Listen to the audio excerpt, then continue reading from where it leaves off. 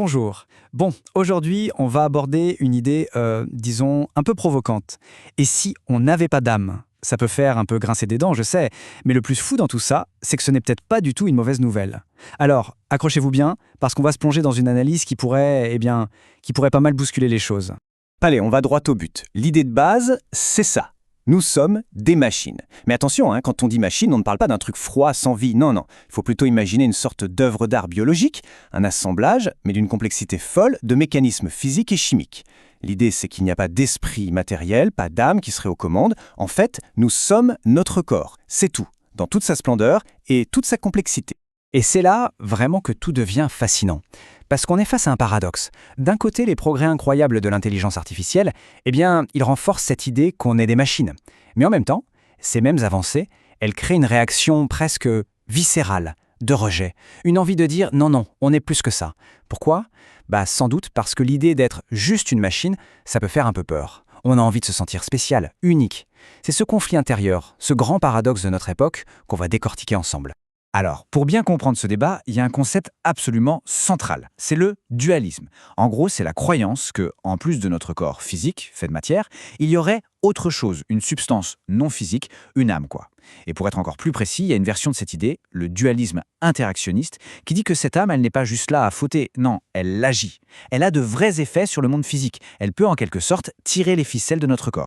Ok, mais pour vraiment comprendre d'où viennent ces questions aujourd'hui, il faut faire un petit retour en arrière. Notre voyage dans le temps, il commence avec le tout premier grand argument historique en faveur de l'âme, le mystère de la vie, tout simplement. C'était, si on veut, le premier grand bastion du dualisme, et à l'époque, il paraissait indestructible. Et cette idée, elle a un nom, le vitalisme. Réfléchissez-y une seconde. Qu'est-ce qui fait la différence entre une pierre et, disons, un oiseau ? Pendant des siècles et des siècles, la seule explication qui tenait la route, c'était l'existence d'une force vitale. Une sorte de souffle, une étincelle presque divine qui venait animer la matière inerte. C'était la seule façon d'expliquer ce qui semblait, à l'époque, relever de la pure magie.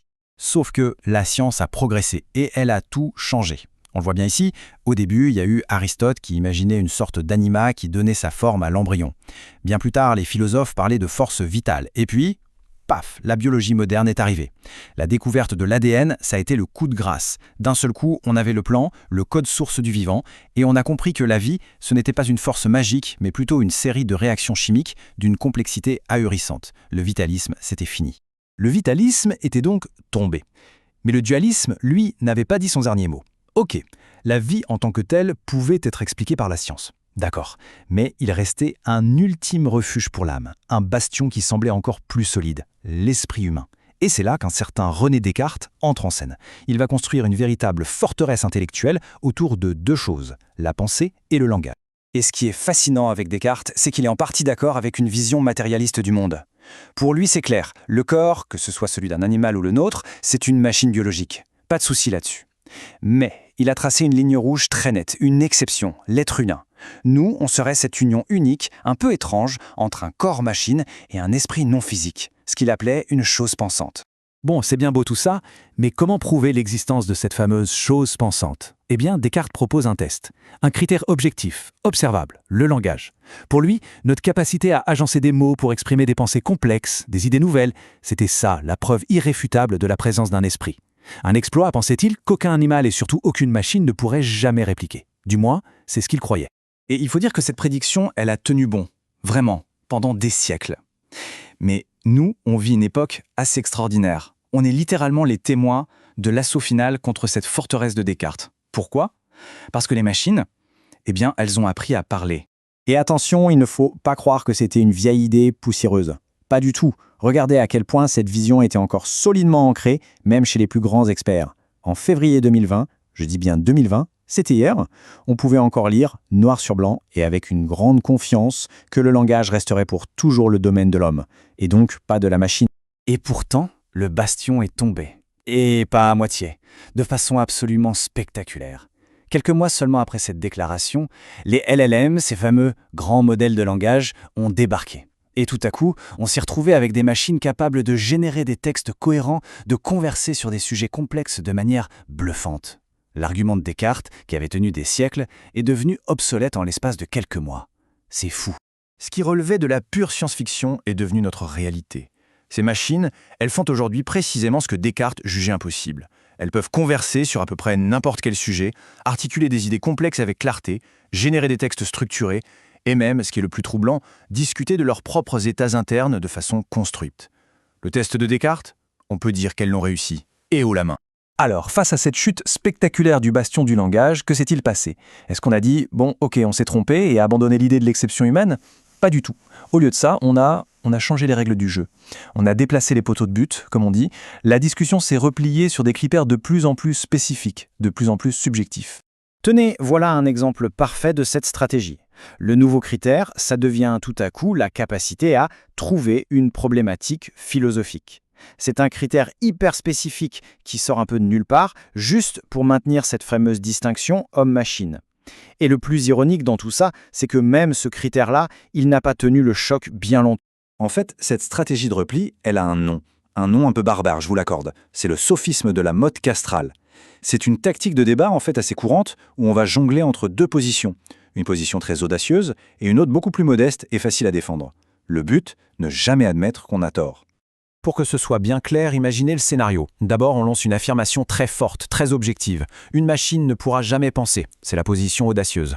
Puis, quand on nous met sous le nez des preuves du contraire, comme une IA qui résout un problème hyper complexe, hop, on se replie sur une position beaucoup plus sûre et subjective. Ah oui, mais elle ne ressent pas la pensée, elle n'a pas de vraie compréhension. On passe d'un critère qu'on peut tester à un critère invérifiable, qui repose sur le ressenti. C'est une retraite stratégique dans un bunker d'où personne ne peut vous déloger. Bon, alors la question qu'on peut se poser, c'est « et si on arrêtait ce petit jeu? Si on arrêtait de se battre contre cette idée à tout prix? Et si, au lieu de voir tout ça comme une sorte de défaite pour l'humanité, on essayait de le voir comme une perspective complètement nouvelle et assez fascinante sur ce que nous sommes au fond ?» On entend très souvent cet argument pour minimiser un peu ce qui se passe. Ah, mais un LLM, c'est juste un super prédicteur de texte, ça ne fait que calculer des probabilités de mots. C'est une façon un peu rapide de dire « circuler, il n'y a rien à voir ». Mais cette description, même si elle est vraie d'un point de vue technique, elle passe complètement à côté de l'essentiel du phénomène. Le point vraiment crucial ici, c'est une question de niveau de description. C'est de regarder les choses à la bonne échelle. Par exemple, dire qu'un être humain est juste un tas de cellules, techniquement c'est vrai. Mais ça ne nous dit absolument rien sur l'amour, sur l'art, sur la conscience. Eh bien, de la même manière, dire qu'un LLM est juste une fonction mathématique, c'est vrai aussi, mais ça ignore complètement les capacités incroyables qui émergent de cette complexité.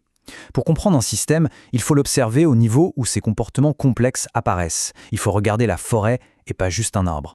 Et donc, si on prend un peu de recul, loin d'être une idée déprimante ou réductrice, c'est en fait une idée assez vertigineuse et passionnante. L'idée qu'on soit des machines biologiques, mais tellement complexes qu'on est capable de prendre conscience qu'on en est une. C'est une boucle un peu folle et magnifique, non?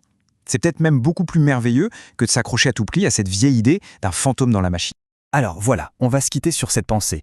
Si on accepte l'idée qu'on est des machines incroyables, capables de penser, d'aimer, de créer, ça change pas mal de choses. Et ça soulève une question encore plus profonde sur la nature des autres machines, celles qu'on est en train de construire.